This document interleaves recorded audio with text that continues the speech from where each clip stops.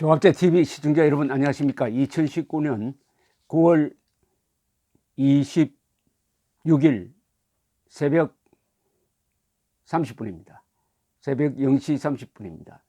미국이 급박하게 돌아가고 있습니다.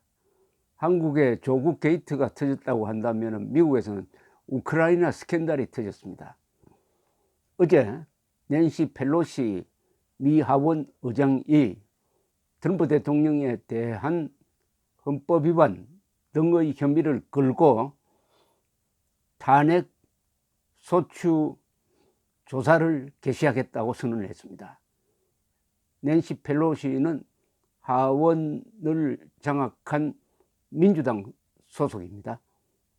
이렇게 되니까 트럼프가 다급해졌습니다. 그래서 문제의 그 통화 기록을 공개하겠다고 했습니다. 통화 기록이라는 것은 지난 7월 25일에 우크라이나 대통령 볼로디미르 젤렌스키 대통령과 통화한 약 30분간의 통화 내용인데 방금 공개를 했습니다. 그 녹취록을 공개한 게 아니고 메모를 해서 통화 메모를 공개를 한 것입니다. 원본을 공개하라는 이야기가 또 나오게 생겼는데 일단 이 메모, 통화 메모, 통화 요약이라고 해야 되겠군요. 만 봐도 아주 충격적입니다. 트럼프 대통령은 젤렌스키의 당선을 축하한 다음에 바로 본론으로 들어가는데 그 본론이 뭐냐 하면은 민주당의 조셉 바이든 전 부통령의 아들이 지금 우크라이나 가스 회사에서 근무를 하고 있는데 아들에 대해서 말이 많다. 조사를 해달라는 겁니다. 아들에 대해서 수사를 해줬으면 좋겠다. 지금 바이든이 아들에 대한 수사를, 우크라이나의 수사를 막았다고 자랑하고 다닌다. 많은 사람들이 무슨 일이 있었는지 알고 싶다. 그러니까 이 사건에 대한 조사를 해주기를 바란다. 그러니까 쉽게 말하면은 자기의 라이벌인 조셉 바이든의 아들의 부정에 대해서 우크라이나 검찰이 조사해 주기를 바란다 해놓고 여기에 또 덧붙였습니다. 뭐라고 이야기하느냐.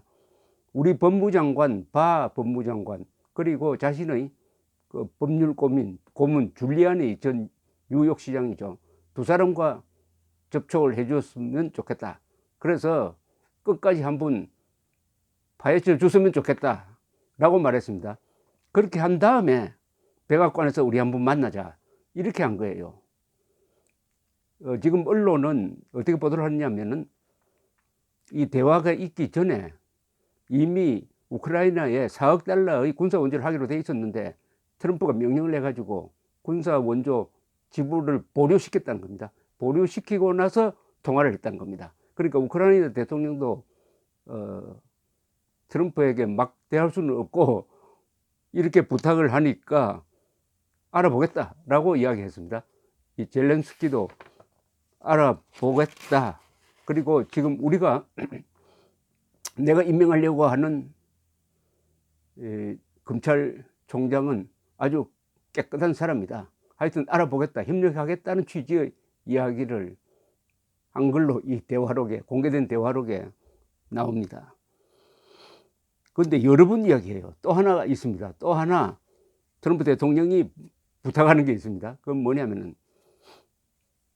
클린턴, 자기 라이벌이었던 클린턴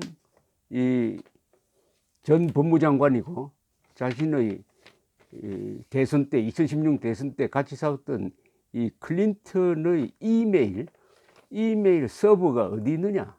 이메일 서버가 우크라이나에 있다는 이야기가 있다.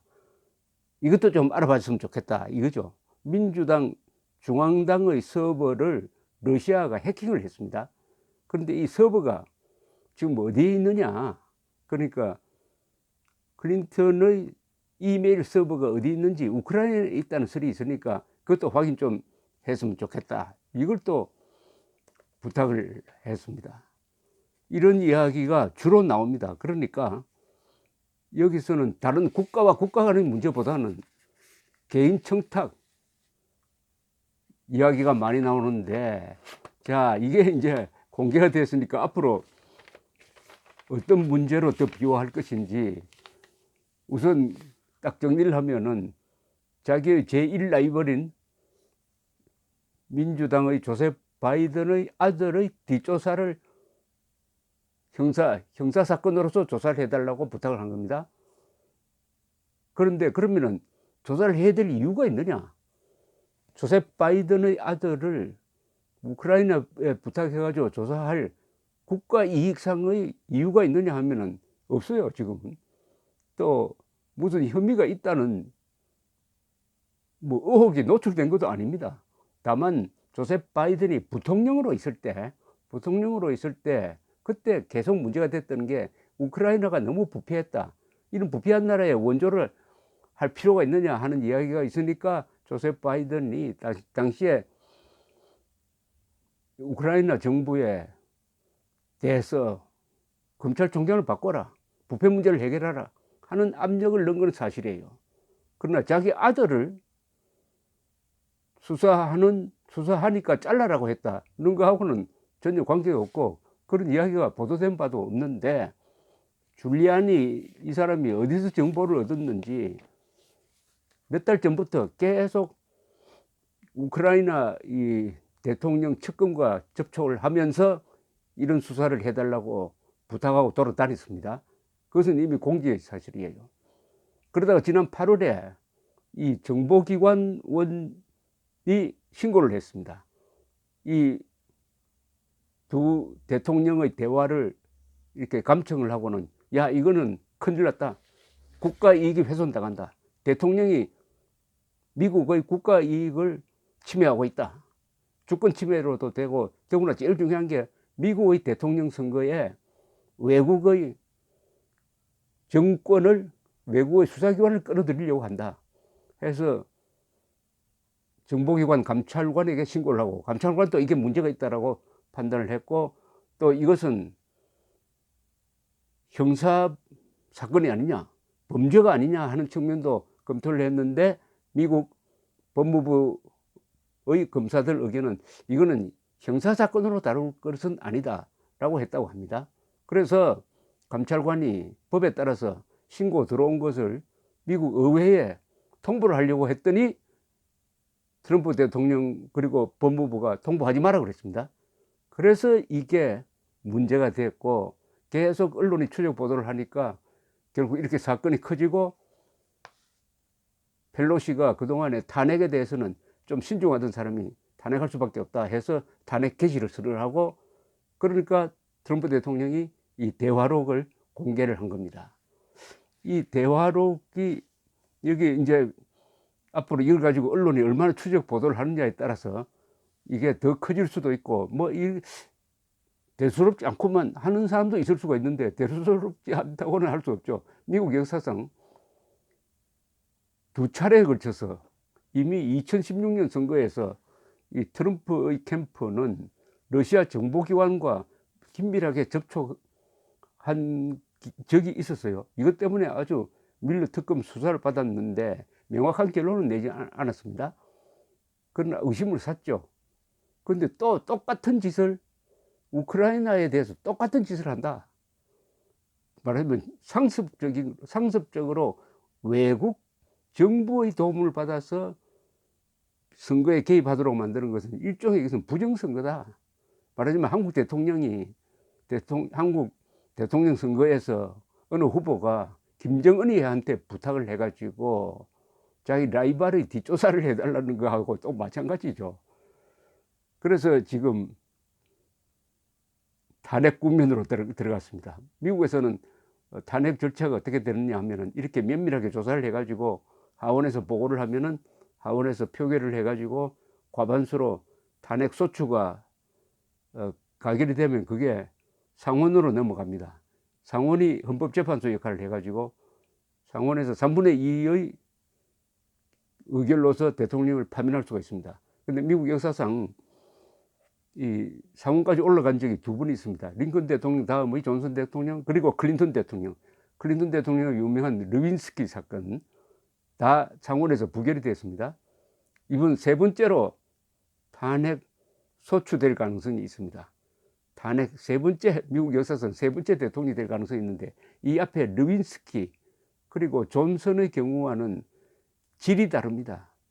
이렇게 노골적으로 대통령이 대통령 권한을 남용을 해가지고 선거에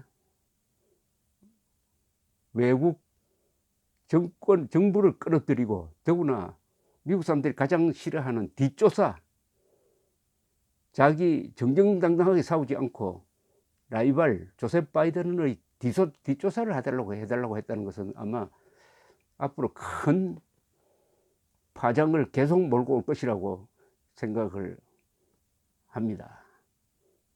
트럼프 대통령이 이렇게 되면 지도력이 약화되게 돼 있습니다. 어제 캐나다에서 활동하는 이 한국인 교포 한 분이 이런 이야기를 했습니다. 트럼프 때문에 우리 한국인들이 얼굴을 들 수가 없다. 트럼프가 계속 김정은이하고 친하다고 자랑하고 김정은이가 좋은 사람이라고 이야기를 하니까 자유를 사랑하는 우리 제 캐나다 대표, 그리고 미국 교포들은 제대로 무슨 이야기를 할 수가 없다. 북한 인권 문제 이야기하기도 그렇고 김정은 독재자라고 이야기하기도 그렇고 해가지고, 그러면서 트럼프 비판을 한참 하는 걸 들은 적이 있습니다. 미국의 대통령은 미국만의 대통령이 아니죠. 세계 자유 진영의 대표이죠. 그리고 법치, 인권, 자유라는 이 문명 세계의 가치를 수호하는 사람인데, 트럼프는 완전히 그 장사꾼의 나쁜 습성, 장사꾼이 다 나쁜 게 아닙니다. 장사꾼은 훌륭한 사람들입니다. 장사꾼은 위대한 문명 건설자예요. 그러나 장사꾼 중에서도 나쁜 장사꾼의 습성을 그냥 정치에 대입시켜 가지고 국제관계까지도 흐트리고 남북관계도 이렇게 어렵게 만들고 있는데, 탄핵 국면에 들어가니까 앞으로 우리 국민들도 지금까지 트럼프 팬 역할을 했던 사람들도 좀 재고를 하면서 시시비비를 가려야 되겠습니다. 트럼프가 잘하면 잘한다고 그러고 못하면 못하고 그렇게 해야지, 항상 국가 이익을 중심으로 한국의 국가 이익과 세계의 보편적 가치인 진실, 정의, 자유, 이런 가치를 기준으로 트럼프를 엄중하게 평가하면서 행동 방향을 정해야 될 것이라는 생각이 들었습니다. 감사합니다.